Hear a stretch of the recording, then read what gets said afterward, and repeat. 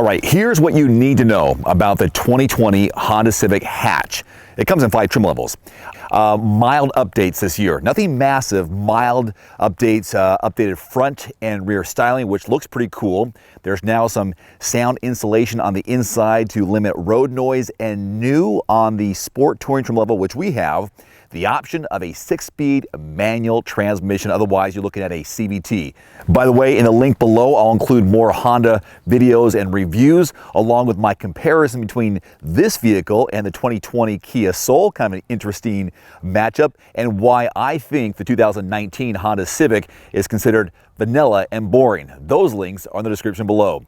Let's get started. Yeehaw! Jester's dead. Get good. As I mentioned, 5 trim levels: LX, Sport, EX, EXL, and Sport Touring. We have the Sport Touring right here. Now, the standard powertrain is a 1.5-liter turbocharged 4-cylinder. Now, you have the CVT on the base trim level, which is the LX, 174 horsepower, 162 pound-feet of torque, front-wheel drive only. Now, you bump it up to the other trim levels, you're looking at 180 horsepower, so it goes a little bit more, and then 177 pound-feet of torque. That manual transmission only available as an option on the Sport Touring trim level for 2020. So you have some fun options for you if you want to go a little higher in the price point. By the way, fuel economy is amazing: 29 city, 35 highway for a mixed driving number of 32.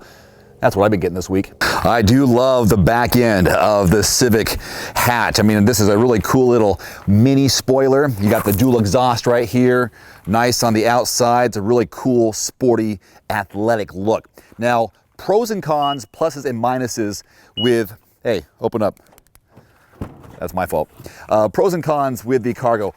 Amazing cargo volume behind the back row, looking at 25.7 cubic feet of volume. That is enormous. And you have a low floor height, so it's easy to put things in, or put in a human being if you want to sit back here.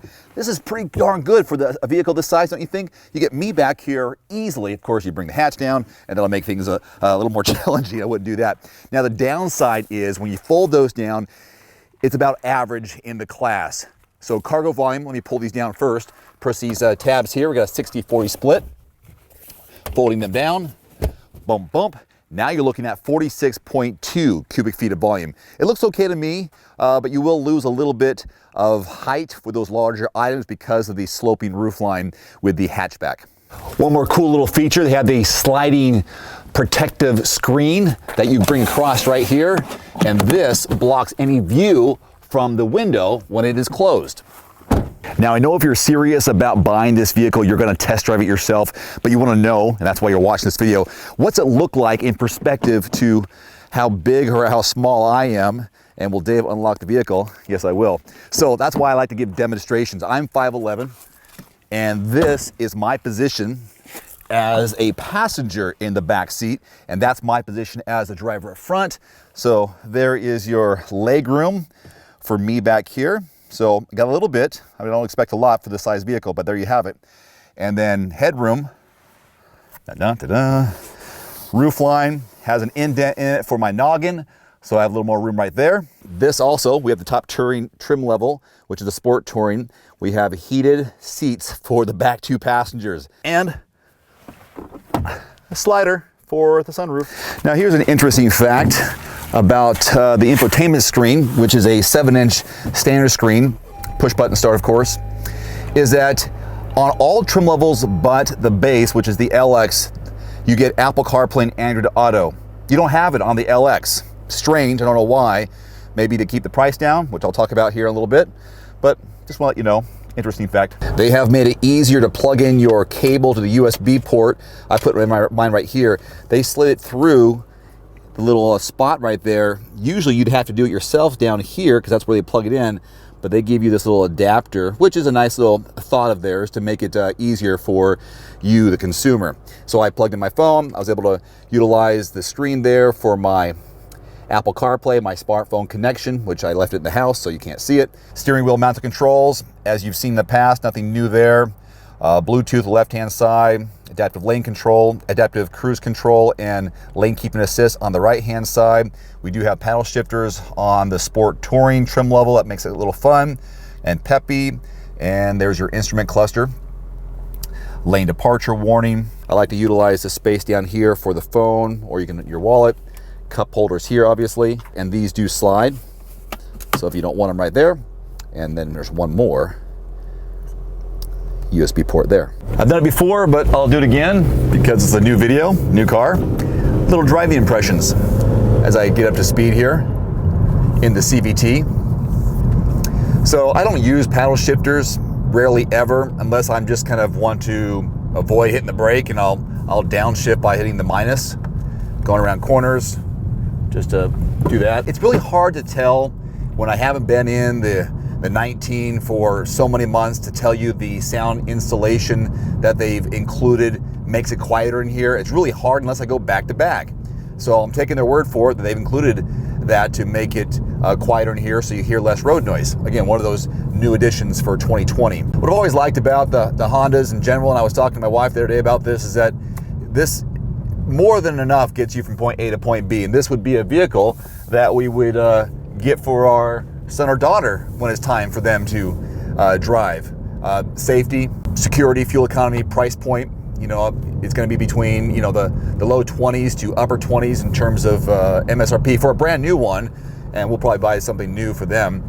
These are such a good quality vehicle, and you know the Hondas last forever. A Honda lasts forever, a Toyota lasts forever, and there's a reason why. They have good engineering, and I would feel comfortable and confident with my kids driving this vehicle. So just here's an example of an acceleration from a standstill into a turn. Front wheel drive, pulling hard. We're up to 35, 40, 45, 47, 51, and 60, just like that. Now, I read a stat that 0 to 60 right around 7.5 seconds. Of course, I didn't clock that one, but you can see you can get a pretty good speed even with a CVT in this sport touring trim level. And maybe some of it has to do with the turbocharged 1.5 liter, the 180 horsepower. You know, I'm going around, when I go around this one S corner up here, I'll slow down because there's a vehicle in front of me. It hugs the road. You're low enough to the ground that it feels sporty. I mean, you kind of think so in a vehicle this size anyway. So, build up the speed here. I can hear some noise. Seats have a little bit of bolstering. Not a lot, but a little bit. That's why you want to go to the Type R.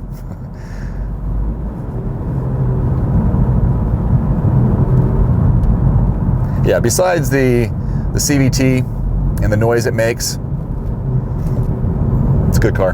MSRP range is between 22 and 29, depending on trim level, of course.